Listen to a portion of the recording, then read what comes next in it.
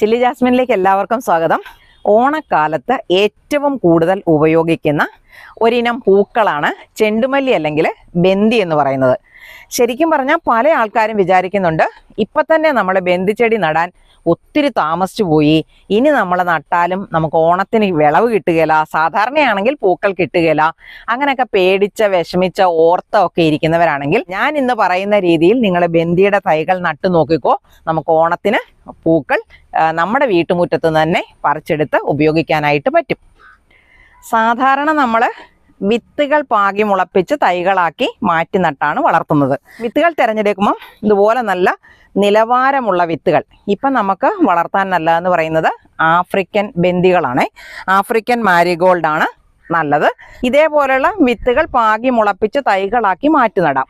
വിത്തുകൾ പാകി മുളപ്പിച്ച് ഏകദേശം 1 മാസം പ്രായമാകുമ്പം മാറ്റി നട്ട് വളർത്തിയെടുത്താൽ ഈ പ്രാവശ്യത്തെ ഓണത്തിന് പൂ കിട്ടാൻ നമുക്ക് ഉപകരിക്കത്തില്ല.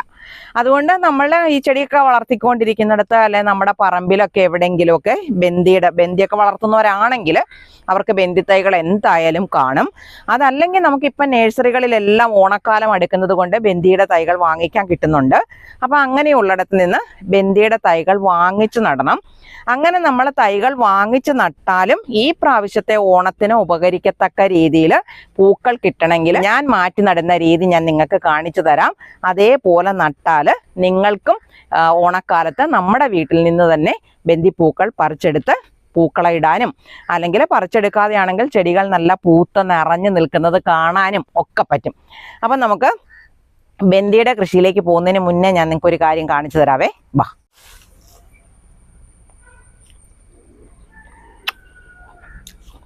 ഇത് സീഡ്ലെസ് ആയിട്ടുള്ള ലൂബിയാണേ, സ്വീറ്റ് ലൂബി. നല്ല സൂപ്പർ സാധനം കേട്ടോ. നല്ല മധുരം, നന്നായിട്ട് പഴുത്തിട്ടേ പറിച്ച് തിന്നാവുള്ളൂ.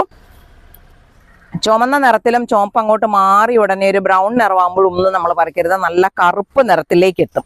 അപ്പം ഞാൻ നിങ്ങളെ കാണിക്കാൻ വന്നതെന്നാണെന്നറിയോ, ഇത് കണ്ടോ, നമ്മുടെ ഇവിടെ നിന്നിരുന്ന ഈ മൊസാമ്പിയെന്ന് കാ പൊഴിഞ്ഞു വീണതാണേ. അപ്പം നമുക്ക് ഒന്ന് നോക്കാം നല്ലതാണോന്ന്.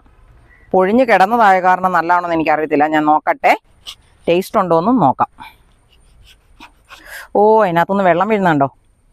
ഇതല്ല സൂപ്പറാട്ടോ. ഇങ്ങനെ മുറിച്ച് തിന്നാൻ മാത്രമാണ് ഈ മൊസാമ്പി ഉപയോഗിക്കുന്നത് അറിയത്തില്ല. നമുക്ക് ഓറഞ്ച് പോലെയല്ല ഇത് നമുക്ക് ഉപയോഗിക്കാൻ പറ്റുന്നത്. അപ്പം നിങ്ങൾ എങ്ങനെയാണ് ഈ മൊസാമ്പി ഉപയോഗിക്കുന്നതെന്ന് എനിക്കൊന്ന് കമൻ്റ് ഇടാൻ മറന്നു പോയത്, എനിക്കറിയാൻ മേലാത്തതുകൊണ്ടാണേ. ഇതേപോലെയുള്ള അതായത് ഏകദേശം ഒരു മാസമെങ്കിലും പ്രായമായ തൈകൾ വേണം നമ്മൾ മാറ്റി നടാൻ. അപ്പോൾ മാറ്റി നടുന്ന രീതി ഞാൻ കാണിച്ചു തരാവേ. ഇത് നമ്മൾ നിറച്ച് വെച്ചിരിക്കുന്ന മണ്ണാണ്. അപ്പം ഞാൻ ഈ മണ്ണ് ഈ പാത്രത്തിനകത്തോട്ട് ഇട്ട് കൊടുക്കുവാണേ. ഇനി ഇതിനകത്തോട്ട് ചെയ്യുന്നതെന്ന് പറഞ്ഞാൽ കുറച്ച് ഉമി. അപ്പം നമ്മുടെ മണ്ണിനകത്തേക്ക് കുറച്ച് ഉമി ഇടുക. ഇത് കുറച്ച് വേപ്പിൻ പിണ്ണാക്കാണേ. ഈ ബന്ദിയുടെ ചെടികൾക്ക് എപ്പോഴും വേരുമായിട്ട് ബന്ധപ്പെട്ട പലതരത്തിലുള്ള രോഗങ്ങൾ വരാൻ സാധ്യതയുണ്ട്. അതുകൊണ്ട് കുറച്ച് മാത്രം മതി. ഒരു പിടി വേപ്പിൻ പിണ്ണാക്ക് ഈ മണ്ണിനകത്തേക്ക് ചേർത്ത് കൊടുക്കാം. പിന്നെ ഇതിനകത്തോട്ട് നമ്മൾ ഇടുന്നത് കുറച്ച് ചാണകപ്പൊടിയാണ്.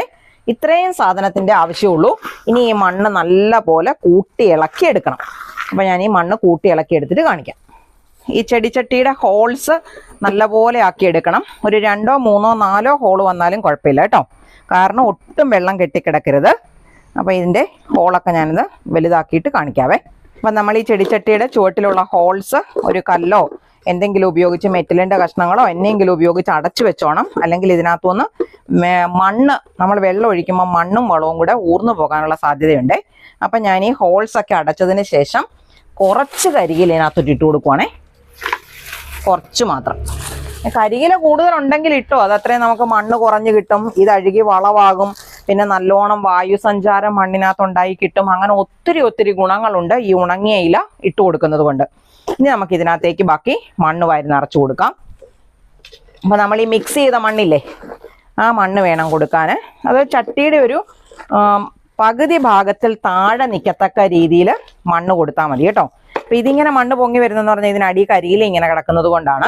അപ്പം ഞാൻ കുറച്ചും കൂടെ മണ്ണ് അങ്ങോട്ട് ഇട്ട് കൊടുക്കുവാണ്. കുറച്ച് മണ്ണ് മതി. ഈ മണ്ണ് താഴുമ്പം നമുക്ക് ഇതിനകത്തോട്ട് വീണ്ടും മണ്ണും വളവും കൂടെ അല്ലെ ചാണകപ്പൊടിയോ ഒക്കെ ഇടുമ്പോഴും ലെവൽ കൂടി വരും. ഇനി ഇതിൻ്റെ നടുക്കൊരു ചെറിയ കുഴി ഉണ്ടാക്കിയിട്ട് വേണം നമ്മുടെ തയ്യെ ഇങ്ങോട്ട് മാറ്റി നടാൻ. ഇതിനകത്തുനിന്ന് ഒരു തൈയാണേ നടുന്നത്. കണ്ടോ, നല്ലോണം വേരൊക്കെ വന്ന തൈയാണേ. അപ്പം ഇതിൻ്റെ ഏകദേശം നടുഭാഗത്ത് കുറച്ചും കൂടെ താഴ്ചയിൽ ഒരു കുഴി ഉണ്ടാക്കിയിട്ട് അതിനകത്തേക്ക് നമുക്കിങ്ങനെ വെച്ചു കൊടുക്കാം.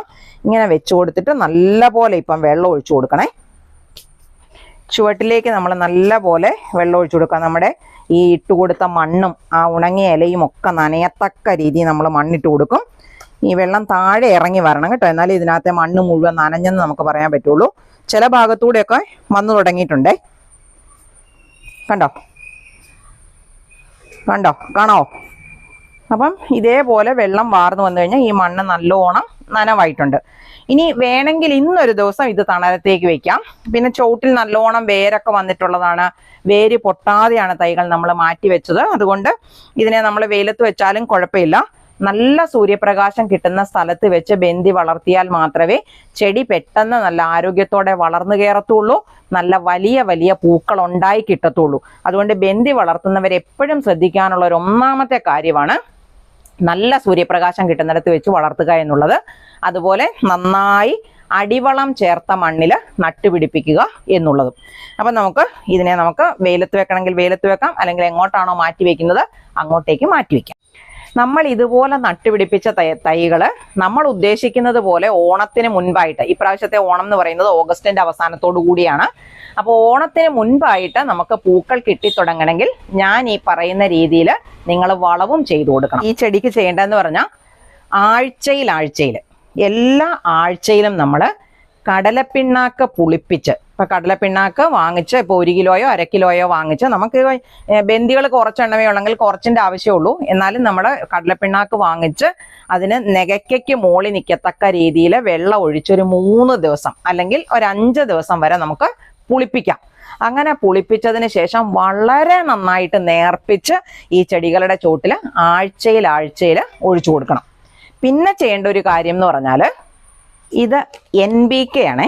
NPK നമുക്ക് 19 അതുപോലെ പല അളവിലുള്ള 20 34 10 10 അങ്ങനെയൊക്കെ പല അളവിൽ വാങ്ങിക്കാൻ കിട്ടും. ഇത് വെറും 19 എന്നുള്ള NPKയുടെ വളമാണേ. അത് എടുക്കേണ്ട അളവ് ഞാൻ കാണിക്കാം കേട്ടോ. ഇത് ഏകദേശം 1 ലിറ്ററോളം വെള്ളം കൊള്ളുന്ന ഒരു കുപ്പിയാണേ. ഇതിനകത്തേക്ക് ഞാൻ ചെയ്യുന്നത് ദേ 1/2 സ്പൂണ്, കണ്ടോ, ഇത്രയും മാത്രം മതി. 1/2 സ്പൂണ് NPK വളം ഇതിനകത്തേക്ക് ഇട്ട് കൊടുക്കുക. അതിൻ്റെ കൂടെ ഒരു കുറച്ച് മാത്രം സാഫ്, കാരണം രോഗങ്ങളും കീടങ്ങളും ഒന്നും പെട്ടെന്ന് പിടിക്കാതിരിക്കാൻ വേണ്ടിയിട്ടാണ്, അഴുകിപ്പോകലും ഒന്നും ഉണ്ടാകാതിരിക്കാനാണ്. കുറച്ച് മാത്രം സാഫ്. ഇത് ലിക്വിഡ് സോപ്പാണേ. ഇതിൻ്റെ ഒരു 1-2 മില്ലി സോപ്പ് ഒഴിക്കാം. കണ്ടോ, ഇനി ഇത് നിറച്ച് വെള്ളം എടുത്ത് നല്ല പോലെ നേർപ്പിച്ചെടുക്കണം. ഇതുപോലൊരു സ്പ്രെയർ വെച്ച് അടയ്ക്കണം. എന്നിട്ട് ഈ ചെടിയിൽ നല്ലപോലെ സ്പ്രേ ചെയ്ത് കൊടുക്കാം കേട്ടോ. ഇതുപോലെ സ്പ്രേ ചെയ്ത് കൊടുക്കാം. ഇപ്പം നമ്മൾ മാറ്റി നട്ട ഉടനെ നിങ്ങൾ ചെയ്യണമെന്നില്ല. ഈ ചെടി നല്ല പോലെ ഒന്ന് ചൂട് പിടിച്ചതിന് ശേഷം ചെയ്തു കൊടുക്കാൻ തുടങ്ങിയാൽ മതിയേ. ഞാൻ നിങ്ങൾക്ക് കാണിച്ചു തരാൻ വേണ്ടി ചെയ്തതാണ്. ഇതിന് വേരൊക്കെ ഉള്ളതുകൊണ്ട് വലിയ കുഴപ്പമൊന്നും വരത്തില്ല. എന്നാലും നിങ്ങൾ അങ്ങനെ ചെയ്യേണ്ട. ചെടി മാറ്റി നട്ട ചൂട് പിടിച്ചതിന് ശേഷം ചെയ്തു കൊടുത്ത് തുടങ്ങിയാൽ മതി. അപ്പം ഇലകളിലൊക്കെ നല്ലോണം വീഴത്തക്ക രീതിയിൽ ഇത് സ്പ്രേ ചെയ്തോണം. ഇതിനകത്ത് വളം മാത്രമല്ല കീടനാശിനിയും കൂടെ നമ്മൾ ചെയ്തിട്ടുണ്ട്. കാര്യമായ കീടശല്യം ഒന്നും തന്നെ ബന്ദിക്കുണ്ടാകാതെ നല്ല ആരോഗ്യത്തോടെ പെട്ടെന്ന് വളർന്നു കയറും. വളർന്നു കയറി കഴിയുമ്പം ചെയ്യാനുള്ള കുറച്ച് കാര്യങ്ങളുണ്ട്. അത് ഞാൻ നിങ്ങൾക്ക് ഇത് വളർന്നു കയറട്ടെ പിന്നീടായിട്ട് പറഞ്ഞു തരാം. ബന്ദിക്ക് വരാവുന്ന ചെറിയ ചെറിയ കീടങ്ങളെന്ന് പറയുന്നത് മീലിമൂട്ടയുടെ ശല്യം, പിന്നെ ചില പുഴുക്കളുടെ ശല്യം, അങ്ങനെയൊക്കെയുള്ള ചെറിയ ചെറിയ കീടങ്ങളുടെ ശല്യമാണ് ഇവർക്ക് വരാനുള്ളത്. അത് നമ്മൾ ഈ ചെയ്യുന്ന രീതിയിൽ മാറിക്കിട്ടും. ബന്ദി നടാൻ താമസിച്ചു എന്ന് വിചാരിച്ച് ആരും സങ്കടപ്പെടേണ്ട. ഇപ്പോഴാണെങ്കിലും മതി ഇതേപോലെ, ഇനിയും ഒത്തിരി താമസിക്കരുതേ. ഇപ്പോഴാണെങ്കിലും നമ്മൾ ഇതേപോലെ തൈകൾ മാറ്റി നട്ട് വളർത്തി തുടങ്ങിയാൽ നിങ്ങൾക്ക് ഈ വർഷത്തെ ഓണക്കാലത്ത് ഉപയോഗിക്കാൻ ആവശ്യമായത്ര പൂക്കൾ നിങ്ങളുടെ വീട്ടുമുറ്റത്ത് നിന്ന് തന്നെ വിളവെടുക്കാനായിട്ട് പറ്റും. എൻ്റെ വീഡിയോ ഇഷ്ടമാവുകയാണെങ്കിൽ എനിക്കൊരു ലൈക്ക് തരാനും, സബ്സ്ക്രൈബ് ചെയ്യാത്തവരാരെങ്കിലും ഉണ്ടെങ്കിൽ സബ്സ്ക്രൈബ് ചെയ്യാനും മറന്നു പോകല്ലേ. ഇതേപോലെ മറ്റൊരു നല്ല വീഡിയോയുമായി നമുക്ക് അടുത്ത ദിവസം വീണ്ടും കാണാം.